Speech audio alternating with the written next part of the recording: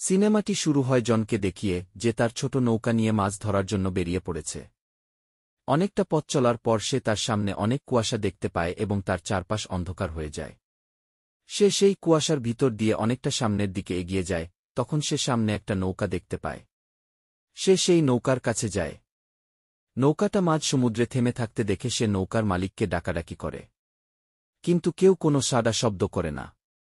সে ভাবে নৌকার ভিতরে হয়তো কেউ আছে, বিপদে পড়েছে এবং নৌকাটা এখানে দাঁড়িয়ে আছে, তাকে সাহায্য করতে হবে।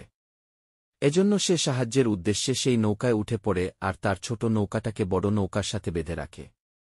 ভিতরে যাওয়ার পর সে সবকিছুই স্বাভাবিক দেখে। ভিতরে কিছু খাবার রাখা ছিল, সেটা দেখে তার মনে হয় সেটা হয়তোবা কিছুক্ষণ আগে কেউ খেয়েছে। অর্থাৎ তার মনে হয় নৌকাটা এখানে অল্প কিছুক্ষণই আটকে আছে। সে ভিতরে লোকজনকে খোঁজাখুঁজি করে কিন্তু সেখানে কাউকে পায় না। এমনকি সে নৌকাটা স্টার্ট করারও চেষ্টা করে কিন্তু সে ব্যর্থ হয়।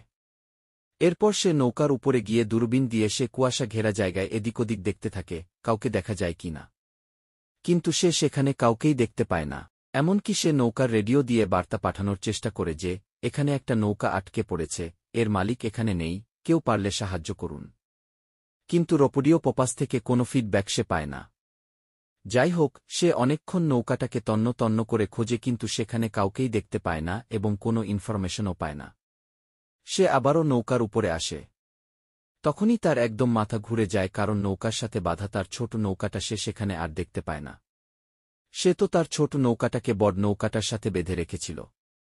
আর যেহেতু এই নৌকায় কেউ নেই, তাহলে তার নৌকাটা কোথায় যাবে? কেই বা তার নৌকাটাকে নিয়ে যাবে? একে তো এই বড় নৌকাটা চলছে না, দ্বিতীয়ত তার ছোট নৌকাটাও এখানে নেই। অর্থাৎ সে এই নৌকায় আটকে পড়েছে। এভাবে বেশ অনেকক্ষণ সময় কেটে যায় এবং চারপাশ থেকে কুয়াশাও সরে যায়। জন ম্যাপ দেখে তার সঠিক অবস্থান জানতে চায়, আসলে সে কোথায় আছে। কিন্তু চারিপাশে তো পানি, ম্যাপ দেখেই বা কি হবে? সেখানে কম্পাসও কাজ করছিল না। যেহেতু জন এখানে ফেঁসে গিয়েছিল, এজন্য সে নৌকা স্টার্ট দেওয়ার চেষ্টা করে, তাই সে ইঞ্জিন রুমে যায়। যখনই সে ইঞ্জিন স্পর্শ করে, অদ্ভুতভাবে মেশিনটা চালু হয়ে যায় আর নৌকা চলতে শুরু করে। যাই হোক, নৌকা তো চালুই হয়ে গেল, এখন সে এখান থেকে বের হতে পারবে। মাথা থেকে একটা চিন্তা দূর হয়ে গেল। তবুও সে আবারও কন্ট্রোল রুমে যোগাযোগ করতে চায়, কিন্তু এবারও সে যোগাযোগ করতে ব্যর্থ হয়। নৌকা নিয়ন্ত্রণ করার জন্য জন আবারও উপরে আসে, এর মাঝে জনের প্রকৃতির ডাকে সাড়া দেওয়ার প্রয়োজন ছিল। জন নিচে ওয়াশরুমে যায় না। সে যেহেতু সমুদ্রের উপরেই আছে, এখানে সে তার দুনকল ছেড়ে দিতে চায়। যখনই সে তার দুনকল ছাড়তে নেয়, তখনই নৌকা অনেক জোরে ঝাঁকি খায় আর জন সমুদ্রে পড়ে যেতে নেয়। কিন্তু সে কোনোভাবে রেলিং ধরে হাঁপড় খেয়ে উপরে চলে আসে। এ যাত্রায় তো সে কোনোভাবে নিচে পড়া থেকে বেঁচে গেছে। কিন্তু জন আর এই ঝুঁকি পরের বার নিতে চায় না, এজন্য সে নিচে ওয়াশরুমে যায় আর প্রকৃতির ডাকে সাড়া দেয়। যখনই সে ওয়াশরুম থেকে বেরোতে নেয়, সে দেখে ওয়াশরুমের দরজা বন্ধ হয়ে গেছে। একটা বিপদ যেতে না যেতেই আরেকটা বিপদ এসে হাজির। যাই হোক, সে দরজাটা খোলার অনেক চেষ্টা করে কিন্তু তার সব চেষ্টাই বিফল হয়। সে ওয়াশরুম থেকে বের হওয়ার আপ্রাণ চেষ্টা করে কিন্তু তার সব চেষ্টাই একদম তুচ্ছ। তখনই সে বাইরে থেকে রেডিওর আওয়াজ শুনতে পায়, হয়তোবা তার সাথে কেউ যোগাযোগ করতে চায়। কিন্তু সে কোনোভাবেই এখান থেকে বের হতে পারছিল না। এর মাঝে হঠাৎ সে বাইরে একটা শিপের আওয়াজ শুনতে পায়। এটা দেখে সে জোরে সোরে আরও ওয়াশরুম থেকে বের হতে চাচ্ছিল, কারণ শিপটা এখান থেকে চলে গেলে সে আর এখান থেকে বের হতে পারবে না। কিন্তু সে কোনোভাবেই সেই দরজাটা খুলতে পারে না। এবার সে ওয়াশরুমের জানালা দিয়ে হাতে একটি কাপড় নিয়ে নাড়াতে থাকে, যাতে ক্যাপ্টেন তাকে সাহায্য করতে এগিয়ে আসে। কিন্তু এত দূর থেকে ক্যাপ্টেন সেই ছোট কাপড়টা দেখতে পায় না আর শিপ সেখান থেকে যেতে শুরু করে। এবার জন সে যেই নৌকায় আছে সেই নৌকাটা থামানোর চেষ্টা করে। সে হাতে একটি রশি নেয়া, রশিটা পানির ভিতরে ফেলে দেয়, যাতে তার নৌকার পাখার সাথে রশিটা পেঁচিয়ে থেমে যায়। কিন্তু এখানেই ঘটে একটা অঘটন। যখন রশিটা পাখার ভিতরে পেঁচায়, তখন রশিটার অনেক টান পড়ে আর সেই রশিটা গিয়ে জনের গলায় পেঁচিয়ে যায়। ওদিকে পাখার টানে রশি জনের গলায় ফাঁসির মতো আটকে যায়। জনের অবস্থা অনেকটাই খারাপ হয়ে যায়। সে প্রায় মৃত্যুর শয্যায় চলে যায়। তখন সে কোনোভাবেই অনেক চেষ্টা করে তার গলা থেকে রশিটা ছাড়িয়ে নেয়। জন মরতে মরতে বেঁচে গেছে, তার অবস্থা অনেকটাই খারাপ হয়ে গেছে, তার গলার অবস্থাও তেমন একটা ভালো না। সে ভাবে তার জীবনের সবচাইতে বড় ভুল হল এই নৌকার উপরে ওঠা। জন আবারও চেষ্টা করে এই ওয়াশরুম থেকে বেরিয়ে যাওয়ার। সে ওয়াশরুমের দরজা ধরে টানাটানি করে, এবার তার কাছে মনে হয় কেউ হয়তোবা দরজার ওপাশ থেকে ওয়াশরুমের দরজাটা আটকে দিয়েছে অথবা টেনে ধরে রেখেছে। সে বাইরে কেউ আছে কিনা এটা জিজ্ঞাসা করে এবং তার কাছে ক্ষমা চায় সে এখানে ভুল করে চলে এসেছে, তাকে যেন যেতে দেওয়া হয়। কিন্তু বাইরে থেকে কোনোই উত্তর আসছিল না।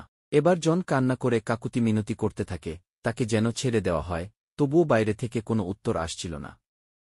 এদিকে জন অনেকক্ষণ আটকে থেকে পানির পিপাসায় ভুগছিল, সে ওয়াশরুমের শাওয়ার থেকে পানি খায়।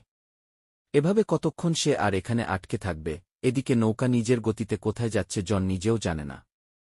এভাবেই চলতে চলতে রাত হয়ে যায়, তখনই সমুদ্রে বিশাল বড় ঝড় আসে, ঝড়ে নৌকাটা একদম লণ্ডভণ্ড হয়ে যায়। অনেক জায়গায় ভেঙেচুরেও যায়, যার ফলে নৌকার ভিতরে পানি ঢুকতে শুরু করে। ঝড় থেমে গেলে দেখা যায়, পানি নৌকার ভিতরে ঢুকে জনের একদম গলা সমান হয়ে গেছে, তার অবস্থা অনেকটাই খারাপ হয়ে গেছে। জন যে কোনোভাবেই এই নৌকা থেকে বের হতে চাচ্ছিল, সে শেষ চেষ্টা হিসেবে এখান থেকে বের হওয়ার আরেকবার ট্রাই করে। এবার যখন সে গেটটা খুলতে যায় তখন সে দেখতে পায় গেট তো আগে থেকেই খোলা আছে, সে এটা দেখে অবাক হয়ে যায়।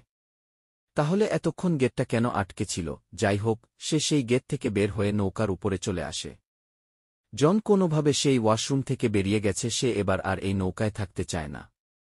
এজন্য সে এয়ারব্যাগ আর দরজা দিয়ে একটা ছোট নৌকা বানায়, সে নৌকাটা এতই ছোট বানায় যেটা দিয়ে এই বিশাল সমুদ্রে সারভাইভ করতে পারবে না। এজন্য সে তার নৌকাটা সেই নৌকাটার সাথে বেঁধে দেয়। যেহেতু নৌকাটা এখনও চলমান এজন্য সে নৌকাটার পিছু পিছু যেতে চায়, কারণ নৌকার ভিতরে অনেক পানি ঢুকে গেছে। যে কোনো সময় এই নৌকাটা ডুবে যেতে পারে। এজন্য সে সাহায্যকারী হিসেবে ছোট একটি নৌকাও বানিয়ে নিয়েছে। কিন্তু যখন জন সেই বড় নৌকা থেকে তার ছোট নৌকায় ওঠে তখনই বড় নৌকাটা চলা বন্ধ করে দেয়, একদম স্থির হয়ে যায়, যেন সেটাকে কেউ বন্ধ করে দিয়েছে। এভাবেই সে অনেকক্ষণ অপেক্ষা করে, কখন সে নৌকাটা চলবে আর কখন সে এখান থেকে বের হতে পারবে। কিন্তু একটা সময় তার ধৈর্যের বাঁধ ভেঙে যায়, সে বুঝে যায় তার ছোট নৌকা দিয়ে সে এখান থেকে বের হতে পারবে না। সে যদি এখান থেকে বের হতে চায় তাহলে এই বড় নৌকা দিয়ে এখান থেকে বের হতে হবে। এজন্য সে সিদ্ধান্ত নেয় সে এই বড় নৌকাটা নিয়ে এখান থেকে বের হবে। যেমন ভাবনা তেমন কাজ, সে আবারও বড় নৌকাটায় ফিরে আসে আর নৌকার ভিতরে জমা পানিগুলো সে মোটরের মাধ্যমে সেচে নেয়। আর নৌকার ভিতরে ঝড়ের পর যত সমস্যা ছিল সবগুলোকে সে সমাধান করে এবং ফাটা জায়গাগুলোও সে ভালোভাবে জোড়া লাগিয়ে নেয়, যাতে ওখান দিয়ে আর পানি না ঢোকে। সবকিছু করার পর জন আবারও সেই রেডিওর মাধ্যমে যোগাযোগ করার চেষ্টা করে, কিন্তু এবারও ব্যর্থ হয়, তাকে কেউ কোনো উত্তর দেয় না। এদিকে নৌকাও থেমে আছে, সে কিভাবে এখান থেকে বের হবে? সে আবারও ম্যাপ দেখতে শুরু করে, কিভাবে এখান থেকে বের হওয়া যায়। সে নৌকাও স্টার্ট করতে চায় কিন্তু নৌকা স্টার্ট করতে পারে না। তখনই সে দেখতে পায় দূরে আরেকটা ছোট জাহাজ আসছে, তখনই সে তার ছোট নৌকা দিয়ে সেই জাহাজের কাছে যেতে চায়। কিছুটা দূরে সে তড়িগড়ি করে যাওয়ার পর দেখতে পায় যেই নৌকাটা এতক্ষণ বন্ধ ছিল সেই নৌকাটা চলতে শুরু করেছে। জন আরও দ্রুত তার নৌকা বাইতে শুরু করে, কিন্তু নৌকাটাও দ্রুত তার পিছনে আসছিল। একটা সময় বড় নৌকাটা জনকে ধাক্কা দিতেই যাবে, তখন জন পানিতে লাফ দেয় আর জন তার জান বাঁচায়। কিন্তু ততক্ষণে সেখান থেকে সেই ছোট শিপটাও চলে যায়। এবার জন নৌকাটাকে ভয় পেতে শুরু করে। আসলে নৌকাটা তার কাছ থেকে কি চায়? আর নৌকাটাকে কেই বা কন্ট্রোল করছে? তার পিছনে কি কোনো শত্রু লেগে আছে নাকি নৌকাটা কোনো ভৌতিক? সে এগুলো ভেবেই অনেকটা সময় পানিতে কাটিয়ে দেয়, কিন্তু এই পানিতে অনেক বড় বড় শার্ক ছিল। সে শার্কের কথা ভেবে আবারও নৌকায় উঠে যায়। সে অনেক সময় পানিতে থাকার কারণে ঠান্ডায় কাঁপতে শুরু করে। এজন্য সে নৌকার ভিতরে গিয়ে চাদর মুড়ি দিয়ে শুয়ে পড়ে। যখন তার ঘুম ভাঙে সে বুঝতে পারে নৌকাটা তার নিজের গতিতে চলছে। জন যখন আবারও নৌকার উপরে উঠতে চায় তখন সে দেখে মূল দরজা আবারও বন্ধ হয়ে গেছে। সেটা সে কোনোভাবেই খুলতে পারছিল না। সব বিষয় মিলিয়ে জন একদম পাগলের মতো হয়ে যাচ্ছিল, তার সাথে কি হচ্ছে এগুলো? কেনই বা হচ্ছে? আর এই নৌকাটাই বা কে কন্ট্রোল করছে? তখনই জনের নজর পড়ে ওয়াশরুমের দিকে। সে সেখানে ছোট একটি দরজা দেখতে পায় যে রাস্তা দিয়ে সে সরাসরি নৌকার উপরে যেতে পারবে। সে কোনোভাবে গুটিসুটি মেরে সেই ছোট দরজা দিয়ে ভিতরে ঢুকে। যখন সে উপরে যেতে নেয় তখন দেখে উপরে একটি কাচের দরজা, সেটা অনেক মজবুত করে লাগানো। সে এখন উপরেও যেতে পারবে না আর সেই ছোট দরজা দিয়ে পিছনেও যেতে পারবে না। অর্থাৎ সে আবারও ছোট একটি জায়গার ভিতরে আটকে পড়েছে। অন্যদিকে নৌকাটা অনেক গতিতে চলছে। আর জন নৌকার ঝাঁকিতে সে ছোট জায়গার ভিতরে মাথায় হাতে ব্যথা পেতে শুরু করে। জন অনেকটা আহত হয়ে যায়, কিন্তু একটা সময় জন বুঝতে পারে নৌকাটার গতি অনেকটাই কমে যাচ্ছে। এবার জন সেই ছোট দরজাটা থেকে কোনোভাবে বেরিয়ে আসে, এখন যেন তার কাছে রাস্তাগুলো একদম সহজ হয়ে গেছে। সব দরজা নিজে নিজে খুলে যায় আর জন দ্রুত নৌকার উপরে চলে আসে। তখন সে দেখতে পায় নৌকাটা তার শহরে এসে থেমেছে। জন এটা দেখে যতটা স্বস্তির নিঃশ্বাস পেয়েছে তার চাইতে বেশি সে রেগেছিল। সে ভাবে তার সাথে কেউ ইচ্ছে করে এমন করেছে এবং রিমোট কন্ট্রোল দিয়ে পুরো নৌকাটা চালিয়েছে। এজন্য সে হাতে একটি রড নিয়ে তাকে খুঁজতে থাকে, কিন্তু সে সেখানে কাউকেই পায় না। এবার জন এটা দেখে সে একদম হতভম্ব হয়ে যায়। কারণ নৌকাটা জনকে কিনারায় রেখে আবারও নিজের গতিতে চলতে শুরু করে। এবার জন সেখানে তার নৌকাটাকেও দেখতে পায়, যেটাকে নিয়ে সে ফিশিং করতে গিয়েছিল। সবকিছুর মাঝে জনের মনে অনেক প্রশ্ন থেকে যায়। আসলে এই বড় নৌকাটা কেই কন্ট্রোল করল? কেই বা তার সাথে এমন করল? আর তার ছোট নৌকাটা কিভাবে কিনারায় আসল? কেই বা আনল? এই সাসপেন্সের সাথেই এখানে সিনেমাটির সমাপ্তি ঘটে। তো বন্ধুরা, আজকের সিনেমার এক্সপ্ল্যানেশন কেমন লাগলো অবশ্যই কমেন্টে জানিয়ে দেবেন। আর একটা লাইক করতে কিন্তু ভুলবেন না। আর যদি আমার এক্সপ্ল্যানেশন এবং এই মুভি ভালো লেগে থাকে, তাহলে অবশ্যই আমার চ্যানেলটিকে সাবস্ক্রাইব করে পরবর্তী ভিডিওর জন্য অপেক্ষা করুন।